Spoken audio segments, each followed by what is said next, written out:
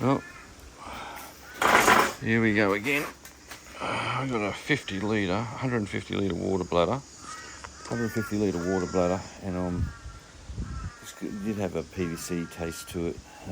So haven't used it for probably about a couple of months. So I want to I put some Milton in it, the stuff you get for baby stuff. So put about 18 tablets in that for 100. Probably need the whole packet, but I didn't do the whole packet. And then I filled it up. And I give it a good shake by just doing this on it, mixing it up like that. I didn't have my shoes on, by the way. And now I'm just emptying it out. Gravity fed down there. And then what I'll do after that, I shall refill it again and give it a rinse out. And they reckon to use bicarb of soda in it as well.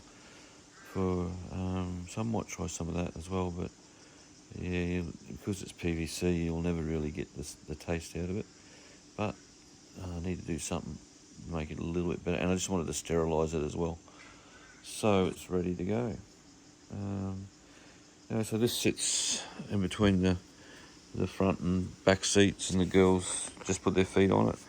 And it's got a protection bag, but I protect it from the actual wheel, the seat frames and that.